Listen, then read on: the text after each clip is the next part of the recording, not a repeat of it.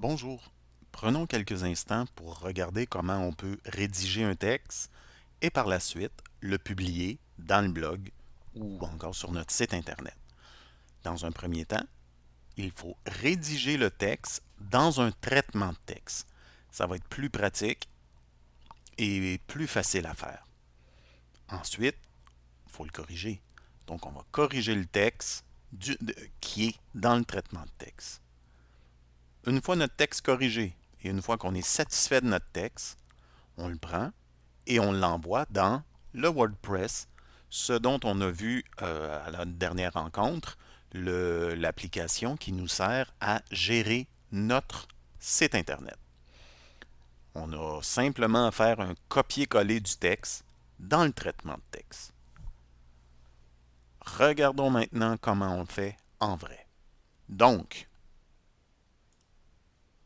j'ai rédigé un texte. Mon texte est ici.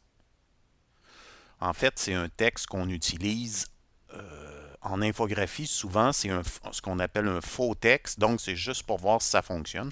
En fait, si vous comprenez le latin, vous pouvez le lire. Je ne comprends absolument pas le latin, donc je vous passe la traduction. Donc, voici, j'ai écrit mon texte. Il n'est pas très long, il y a 5 paragraphes. Je le trouve satisfaisant. Je vais venir dans notre page. À la fin complètement, j'ai administration du site. Et quand je vais sur administration du site, je tombe sur le tableau de bord. En passant, je peux aussi y aller ici. Si je clique ici, je trouve tableau de bord. Dans tableau de bord, si je descends un petit peu, je retrouve article. Qu'est-ce que je veux faire? Est-ce que je veux voir tous les articles? Est-ce que je veux ajouter un article, voir les catégories ou voir les étiquettes?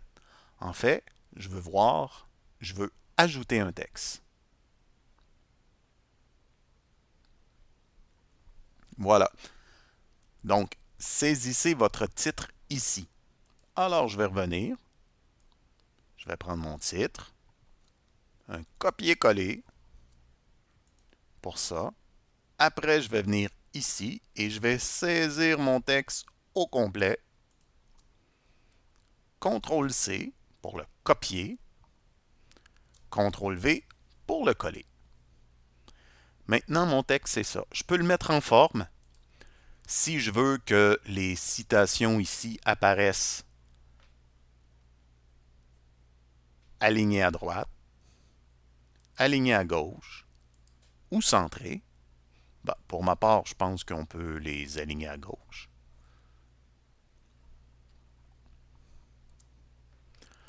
Et après ça, je peux faire ce que je veux. Même chose pour les autres paragraphes. Je pourrais aussi le mettre plus gros, mais on pourra voir ça dans une deuxième capsule. Maintenant, je vais venir voir, premièrement, ce que je vais faire, je vais enregistrer le brouillon. Tout ce que ça fait, c'est que ça fait en sorte que le texte est enregistré, mais il n'est pas tout de suite en ligne. Je vais devoir faire une autre étape. Je fais cette étape-là, enregistrer le brouillon, juste au cas où il y a un problème, si l'application ferme, il y a une panne d'électricité ou peu importe. Maintenant, je suis certain là, que le travail que j'ai fait est sauvegardé. Mais il est sauvegardé en mode brouillon. On voit ici état brouillon. Je peux venir voir aperçu. Aperçu, ça va faire quoi? Ça va m'amener dans ma page. Et c'est là que je vois, est-ce que ça me satisfait? Ah, peut-être qu'ici, c'est plus ou moins satisfaisant. Là, je pourrais baisser un petit peu pour mon premier paragraphe, pour pas que ma citation et mon premier paragraphe arrivent en même temps. Pas de problème.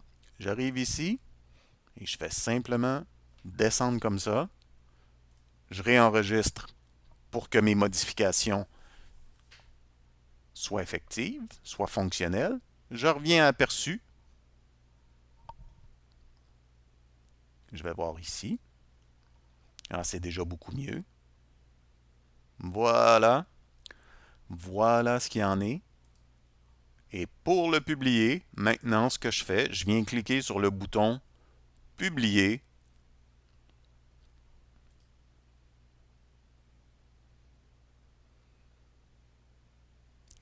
Le temps qui roule, voilà, il a terminé. Je peux faire je peux faire prévisualiser les modifications. On voit ici en haut, bingo. Et maintenant, cet article est en ligne. Voilà, dans une deuxième capsule, ce que je vais faire, c'est que je vais vous montrer comment mettre des liens sur des mots, des liens vers d'autres sites et comment ajouter des images. Voilà.